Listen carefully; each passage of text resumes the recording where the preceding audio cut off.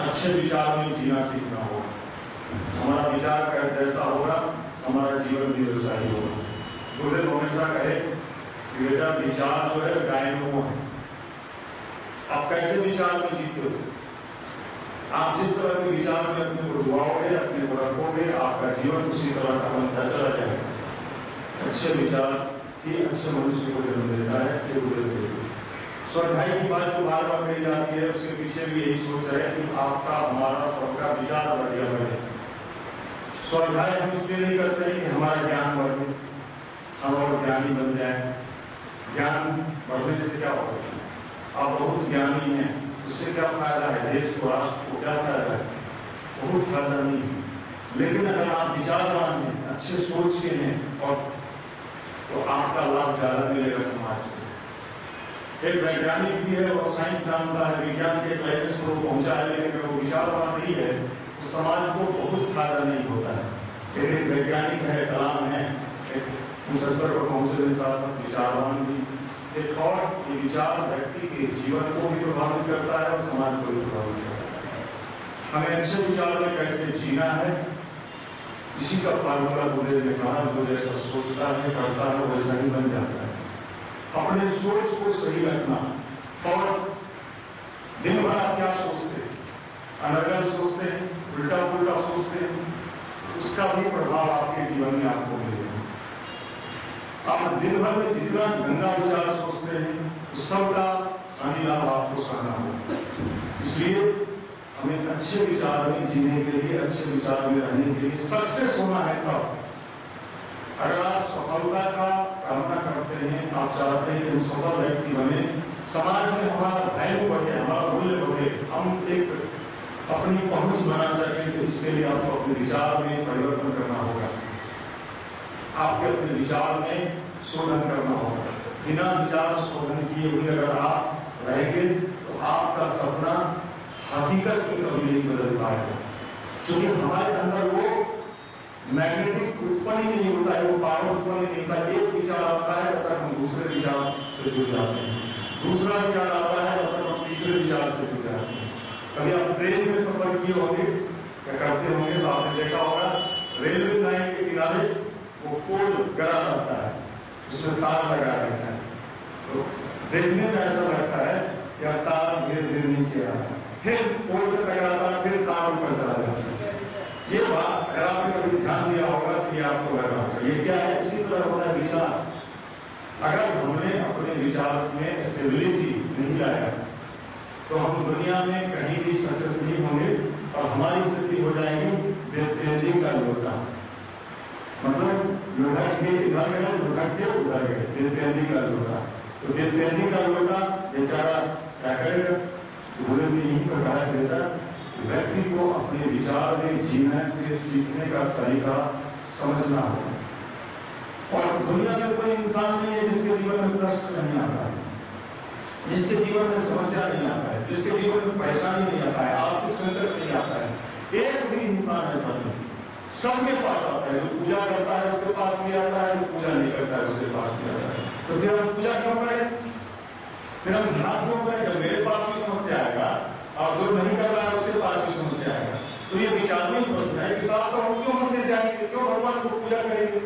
जब हमारे पास भी समस्या आएगा और जो नहीं कर रहा है उसके पास भी समस्या आएगा। हाँ, अब यहाँ ही समझने की बात है कि जो आध्यात्मिक होगा, ध्यान करेगा, उसके पास जब समस्या आएगा तो थोड़े विचलन के बावजूद वो उन समस्याओं का समाधान खोजने का प्रयत्न करेगा।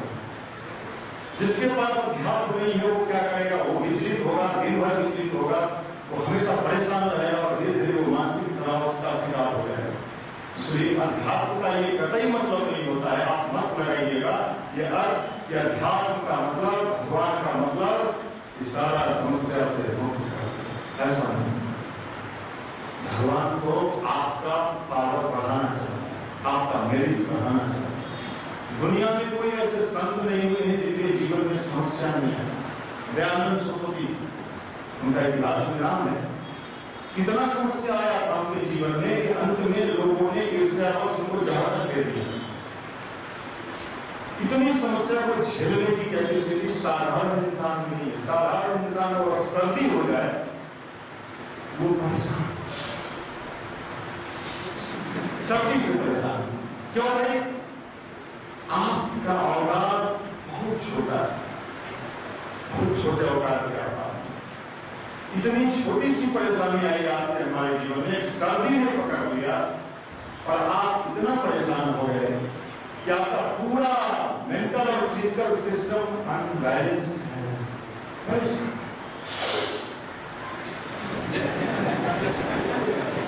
अब ये बताइए कि ये छोटी सी सर्दी किसी को परेशान कर दे और वो कल्पना जगत में जी रहा है, हम ये करेंगे, हम हेलीकॉप्टर दौड़ेंगे, हम हवाई जहाज में चलेंगे और हम करेंगे।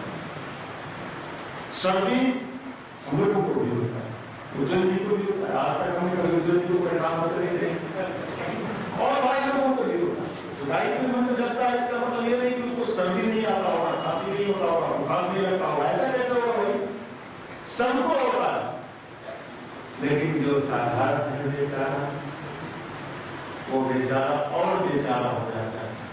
और युवा अवस्था में किसी को अगर गाली देना है, उसे संबोधन कीजिए बेचारा। बेचारा मतलब युवा को गाली, बेचारा। ये बेचारा शब्द जो है युवाओं के लिए, इसलिए हमारे जीवन में जब अच्छे विचार आएंगे, अच्छे सोच आएंगे, अच्छे चिंतन आएंगे, इसके लिए अच्छे लोगों का साहित्य का जो प्रथम पाठन कहा गया है, स्वाध्याय चिकित्सा। गुरुदेव ने कहा बेटा स्वाध्याय चिकित्सा है, अगर आप स्वाध्याय करेंगे तो आप अपनी चिकित्सा स्वयं कर सकते हैं। क्योंकि आज सबसे ज्यादा बीमार कहाँ है? मन से।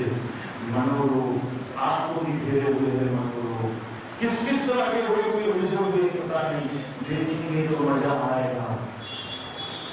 लोग एक दिन ये स्थिति आएगी कि लोग आपको देखने के लिए तैयार नहीं होगा। मजा कहाँ है? आप मजा कहाँ लेना चाहते हैं? मजा आप कहाँ लेना चाहते हैं?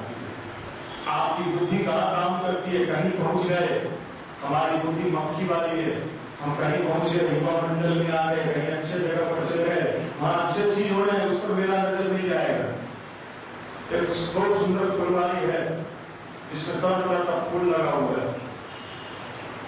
अगर मक्खी उस फुलवारी में चले जाए तो उसको लगेगा कि मेरे लायक वैरायटी ना कुछ है, वो अपनी वैरायटी ही खोजेगा, क्योंकि उसी संस्कार में, उसी जिन्स, उसी टी शर्ट में वो जी रहा है। बाजार समिति का मकोड़ा जो उसी लाइफ में जी रहा है। युवा मंडल में आप ले आए हैं, चौकन्ना है, लड़की नहीं होती है, लड़की है, चौकन्ना है बेचारा, कुछ मिला नहीं, मालूम नहीं है, न मजा लो। तुमको तो इतना मजा आएगा कि तुम जो ये जर्सी या जींस दिखा रहा है अच्छी तरह हो जाएगा। मक्खी जब जाता है उस बगीचे में, उसको फूल नहीं अच्छा लगता है, उसको उस समय मजे नहीं आते। मेरे लायक समाधि के बाद या मेरा टेस्ट मिले, हमको टेस्ट मिले, मेरा टेस्ट कहाँ है? तो देखता है कि मिसका है कि नहीं, वहां बजा के बैठ जाता है। ये चीज क्वालिटी मेरे लायक इंसान की यही फितरत है, बड़े विचित्र फितरत है। वहां जहां जाएगा वो गंदगी ही ढूंढते जाएगा और वो गंदगी अपना लेता है। इस सृष्टि का एक विधान है, आप जो खोजिएगा वो मिलेगा। आप गंदगी खोजने लगे, एक दिन आप कूड़ेदान बन जाइएगा और आप कूड़ेदान ही होइएगा। इसलिए अगर आप अच्छाई खोजने चलिए, नहीं साहब मैं तो आया हूँ सिर्फ अच्छाई देखता हूँ, अपनी लाइफ में पॉजिटिव थिंकिंग अपनाना है, तो इस दुनिया में रिक्शा वाले से भी आप पॉजिटिव थिंकिंग ले सकते हैं, एक मजदूर से भी ले सकते हैं। लेकिन अगर नेगेटिव थिंकिंग लेना है तो आप कहीं भी किसी जगह आपको जाना नहीं पड़ेगा, हर जगह लेवल है वो रिश्ता, जहाँ मतलब वहीं बैठ जाए, मजा लीजिए, खाई पीजिए, मौज और होता है। इसलिए अच्छे विचार में जीना पड़ेगा। अच्छे विचार में जीने का जो तरीका है वही अध्यात्म। अध्यात्म ना हो कहीं से मंदिर, मस्जिद, गिरजा, ये तो एक प्लेटफॉर्म है जहाँ आगे गुजर कहते देता है। यहाँ तो एक ऐसा है कि जहाँ पर लोगों के जीवन में कुछ बदलाव आए, परिवर्तन आए, चेंजिंग है, उसका नाम मंदिर है। शुरू में मंदिर जा सकता है, बाद में मंदिर की भी आवश्यकता नहीं पड़ती। कबीरदास जी का नाम सुना होगा आपने, हिंदी में पढ़ाया जाता है कबीरदास जी, नहीं सुन? कबीर बेटी का नाम सुना, पूजा बेटी का, कबीरदास कहाँ से पास की? सलेमपुर की कोशिश कहाँ से हो गए? पढ़ाता हूँ लाइट से तो फिजिक्स बायोलॉजी। एक अंगूठा छाप व्यक्ति का कहानी हिंदी में हम लोगों को पढ़ना। कबीरदास पहाड़ पूजे हरि मिले तो मैं पूजूं पहाड़। उन्होंने कहा कि अगर पत्थर के पूजने से भगवान मिलते हो तो मैं पहाड़ पूजने के लिए तैयार। क्यों कहा? वो इसलिए कहा कि उस समय के अनुसार, जिस समय कबीरदास जी आए उस समय के अनुसार, उस समय लोग पत्थर की पूजा को ही सब कुछ मानते थे। जबकि हमारे देश का विधान था कि हम लोग इतने अच्छे थे कि हम पत्थर में भी कण देखते थे, इसमें भी कण कण में भगवान है, इसलिए पत्थर की पूजा करते थे। मतलब इंसान तो बहुत ऊपर का चीज था, हम पत्थर में भी भगवान को मानते थे। आज साइंस भी मान लिया है, साइंस माना कण कण में भगवान का वास है, माना। पिछले दिन वैज्ञानिक लोग कौन सा कण नाम दिया उसका? बहुत पार्टिकल, बड़ी ऊंची चीज थी हमारे यहाँ, और आज ये ऊंची चीज की आवश्यकता पूरी दुनिया को है, पूरे विश्व को है। हमारे जीवन के वो सुख तभी मिलेगा। अभी परसों तरसों एक भाई आए हमारे मंडल के, वो महाराष्ट्र में रेलवे में सर्विस करते हैं, 9 महीना पहले उनको जॉब मिला है। वो क्या बोले, एक भाई और थे युवा मंडल से उनके साथ आए, वो बोले कि भैया बहुत ज्यादा टेंशन में है और हम लोग जितना काम करते हैं वहां तो लगता है कि रिजाइन करके हट जाए, इतना पॉलिटिक्स है, इतनी राजनीति है। हमने कहा ये बताइए ये कैसे मिल गया? आपको ये लग रहा है कि आज जॉब नहीं मिला है तो आप परेशान हैं, मिल जाएगा तो भी आपको हैंडल करना सीखना होगा जीवन में, तभी जीवन का रस मिलेगा, नहीं तो आप रसहीन हो जाइएगा। आप हमेशा परेशान, पूरी जिंदगी अगर मर जाएगी, कुछ भी आप सब जीन्स टी शर्ट तभी मजा आएगा, अंदर का मजा बिगड़ा, और अंदर का मजा बाहर चीज कभी नहीं दे सकता। अगर कोई व्यक्ति ये सोचता है कि बाहर की चीजों से हमारा जीवन सुखी हो जाएगा, तो मैं इस बात से कदापि सहमत नहीं हूं कि बाहर की चीज व्यक्ति को सुखी बना सकता है। बाहर का चीज भी सुखी तब होगा जब आपका अंदर सुखी हो, और आप अंदर ये सोचते हैं कि सब चीज मेरे ही अनुसार हो। अगर हम जो सोचते हैं ये भी संभव नहीं। आपको दुनिया में चलना सीखना होगा। इसलिए हम लोग बार बार एक संगीत भी अपने यहाँ कि संग्राम जिंदगी है, लड़ना इसे पड़ेगा, जो लड़ नहीं सकेगा आगे नहीं बढ़ेगा। हम लोग ताली बजा देते हैं, कई बार बड़े जोरदार ताली बजाते हैं, बड़ा अच्छा बोला पैसा आपने, लेकिन जब वास्तव में हमारे जीवन में संग्राम आ जाता है तो हर पग खुल जाता है, ताली भुला जाते हैं, हम ताली मार। ये बड़ी ऊंची चीज है अध्यात्म। अध्यात्म का मतलब ये लगाता है कि भगवान का पूजा किया और बस मजा ही मजा है। भैया हम जब से अध्यात्म से जुड़े हैं, हमारी गैया 2 लीटर दूध देती थी, अब 4 लीटर देने लगी। हमारी मंडल में भाई आते थे खंडवा से, तो सबसे हमने एक बार पूछा मैरिज करते हैं? हाँ करते हैं। आप करते हैं? जी। खड़ा हुआ बहुत खड़ा हुआ, आपको खड़ा हुआ जी, बहुत खड़ा। जब से कर रहे हो जो भगवान से भाई साहब आते थे उनसे पूछा भाई साहब मैरिज करते? जी भैया करते हैं, बहुत खड़ा हुआ। क्या क्या खड़ा हुआ, क्या बताया सुन लीजिए। हाँ भैया पहले ट्रेन में जैसे ही चलते थे टीटी मेरे पास ही घूम जाता था,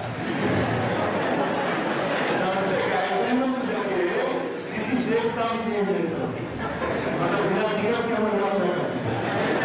अब बताइए साहब ये कौन सा अध्यात्म है, ये कौन सा गायत्री मंत्र है? तो समाज में चोरी करना सिखाता हुआ आपको आप सफल हो रहे हैं तो भगवान को पहले बार भगवान आपने बड़ा कृपा किया, ये कौन सा अध्यात्म होता है? तो भाई इस तरह के अगर गायत्री मंत्र आप कर रहे हैं, इस तरह का भगवान का ध्यान कर रहे हैं, तो माफ कीजिएगा ये नकली अध्यात्म चलने वाला नहीं। नकलीत का। मुझे बार-बार इस बात को कहते थे कि बेटा सुन लो, चाहे वो गायत्री परिवार का हो, चाहे वो राम परिवार का हो, चाहे वो मुसलमान परिवार का हो या ईसाई परिवार का हो, आने वाले समय में नकली चीज समाप्त हो जाएगा। नकली घी, नकली डालडा, नकली साबुन, पटना सिटी में सब बनता है। एकदम युक्तो पैकेट उतार देता है। कई बार तो जो ओरिजिनल वाला जो पैकेट होता है उससे भी ज्यादा बढ़िया पैकेट नकली वाला बना देता है। इतना फर्क बिहार है। और ये सब नकली, अध्यात्म भी नकली, मंदिर भी नकली, पूजा भी नकली, कर्मकांड भी नकली, और हम नकली में ही मजा मार रहे हैं। तो नकली चीज तो नकली, और मंदिर भी नकली मन से जा रहे हैं, तो नकली को कुछ फायदा कैसे? ओरिजिनल चीज कहाँ मिलता है? कहाँ मिलता है? एक जगह ऐसा है जहाँ एकदम परफेक्ट चीज मिलता है, ओरिजिनल चीज मिलता है। कहाँ? सेना के कैंटीन में। सेना के कैंटीन में डायरेक्ट कंपनी का माल आता है, वहां नकली का कोई चांस नहीं होता, इसलिए वहां ओरिजिनल चीज मिलता है। अध्यात्म का ओरिजिनलिटी लेना, एकदम ओरिजिनल माल, अध्यात्म माल, एकदम देखो प्योर। भाई हम जाएंगे तो समय लगाएंगे, लेकिन प्योर चीज चाहिए। कहाँ मिलेगा? गायत्री परिवार युवा नहीं मिलेगा, यहाँ प्योर मिलेगा, यहाँ कहीं डुप्लीकेटिंग नहीं मिलेगा। अगर कोई भाई कहता है भैया हम गायत्री मंत्र जब हम अगर जपते हैं तो आपको कहेंगे जपो, ऐसा नहीं कि हम ना जपे और आपको कहें जपो, ऐसा नहीं होता है। अगर हम लोग समयदान करते हैं तो आपको कहेंगे समयदान करो, अगर हम नशा नहीं करते हैं तब आपको कहेंगे इस युवा से नहीं तो मेरी युवा भगवान के सामने भैया आप नशा मत करो, हम कहेंगे तो आपको कैसे? यहाँ जो भी भाई, ये भाई पूरा टीम, मेरी हमारी बात उसकी पूरी मंडली की बात मैं करता हूँ। अगर हम लड़की को छेड़े और आपको कहें भैया लड़की को छेड़ना, ऐसा नहीं। हमारे एक भी भाई पर बढ़िया देख लेना छेड़खानी करते हुए मुझे बता दो, मैं इसी भाई स्वभाव में न करता हूँ। ये कान खोल के मैं चैलेंज करता हूँ, ओरिजिनल चीज लेना है, डुप्लीकेट माल लेना जगह मैं क्यों रोकूंगा आपको?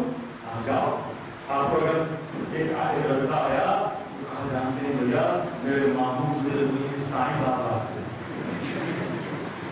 अच्छा बहुत खतरा होता है भैया, अब तेंदुल का जुड़ा हुआ मुझे क्या पता है उसमें कुछ नहीं।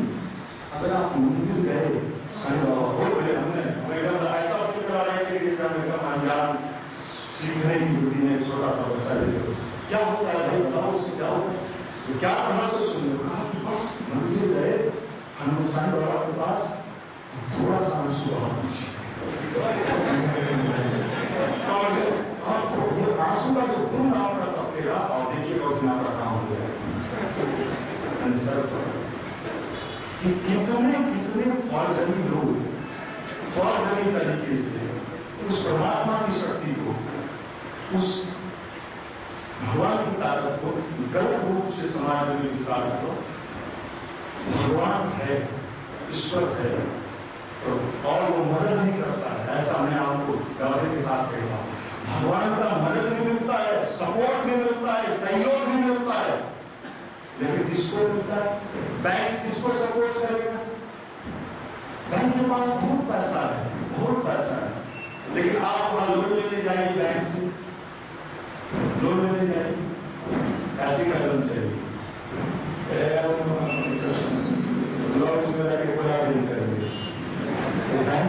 आपको क्यों दे रहा है? बोला मेरे के लिए लोन मिला, बोला मेरे को समझते नहीं तो कहा फंसाओ गया, लाइन क्लियर है, लाइन दे रही है, लाइन ले रहा है, इसे क्या है? तो कभी ना बैंक आपको सपोर्ट करेगा। बैंक पूरा विश्वास करता है इस भगवान ये बैंक है। आप बैंक मैनेजर का कितना भी चापलूसी कीजिए, वो जब तक ये विश्वास नहीं कर जाएगा कि इस व्यक्ति को हम पैसा देंगे तो मेरा पैसा नहीं डूबेगा, उसको विश्वास होना चाहिए कि हम पैसा उसको देंगे 2 लाख 4 लाख 5 लाख 10 लाख रुपया वो नहीं डूबेगा, तब बैंक करेगा। अभी हम लोग बीच आए थे कॉन्फ्रेंस थी, तो आइए मैं अहमदाबाद से पास आऊँ थे, तो कहे भैया मेरे पास एक पैसा नहीं था और मैंने निर्णय किया कि अपना नाम आइए मैं अहमदाबाद से पास आऊँ, और पंजाब नेशनल बैंक उनको 50 लाख रुपया, तो दूसरा शब्द जो कलिंग शब्द था बैंक मैनेजर का, सर किस आधार पर उसको पैसा दे रहे हैं? बैंक मैनेजर ने कहा कि मैं इस लड़के का मोटिव देख के बता रहा हूँ कि लड़का सक्सेस होगा, ये पैसा डुबाएगा नहीं, कि पैसा कितना गुना पैसा कमा लेगा। कैसे पहचान किया बैंक मैनेजर एक इंसान? और वो तो सुपर चेतन है, उसको कैसे बेवकूफ दीजिएगा? गुरु जी को कैसे बेवकूफ बना देंगे हम लोग? खाली हनुमान जी को कहीं